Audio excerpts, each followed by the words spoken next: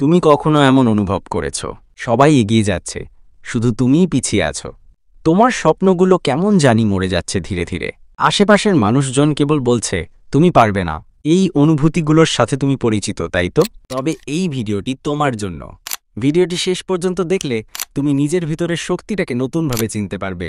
হয়তো এটাই সেই মুহূর্ত যেখান থেকে তোমার নতুন শুরু হবে।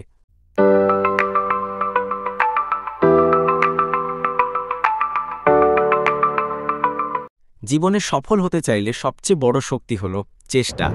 তুমি যত মেধাবী হও না কেন, যদি চেষ্টা না করো, সেই মেধাও একসময় হারিয়ে যায়। প্রত্যেক সফল মানুষের পেছনে লুকিয়ে থাকে হাজারটা ব্যর্থতা, আর সেই ব্যর্থতা পেরিয়ে তারা সামনে এগিয়ে গেছে শুধুমাত্র একটাই জিনিস দিয়ে, তা হলো অবিরাম চেষ্টা। যেমন থমাস এডিসন, তিনি লাইট বাল্ব বানাতে গিয়ে প্রায় 1000 বার ব্যর্থ হয়েছেন, তবুও তিনি থামেননি। তিনি বলেছিলেন, আমি 1000 বার ব্যর্থ হইনি, বরং আমি 1000টা উপায় জেনেছি যেটা কাজ করে না। জে.কে. রাউলিং, হ্যারি পটার বইয়ের লেখিকা, তার স্ক্রিপ্ট 12টা প্রকাশনী ফিরিয়ে দিয়েছিল, কিন্তু তিনি হাল না ছেড়ে চেষ্টা করে গেছেন। আর আজ সে পৃথিবীর অন্যতম সফল লেখকদের মধ্যে একজন। এই মানুষগুলোর মধ্যে একটা জিনিসই ছিল, তারা কখনো থামেনি, তারা বারবার পড়ে গিয়ে আবার উঠে দাঁড়িয়েছে। এজন্য আজ তারা সফল।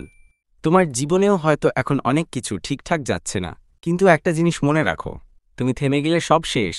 আর যদি এখনই আবার একবার চেষ্টা করো, তবে হয়তো আগামী সেই সফল মানুষ তুমিই হতে পারো। যখন তুমি চেষ্টা চালিয়ে যেতে থাকো, ঠিক তখনই শুরু হয় তোমার সাফল্যের গল্প।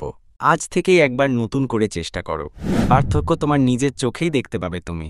এই যাত্রায় যদি আমার সঙ্গী হতে চাও, তাহলে সাবস্ক্রাইব করতে ভুলো না। চলো একসাথে এগিয়ে যাই এক নতুন স্বপ্নের পথে।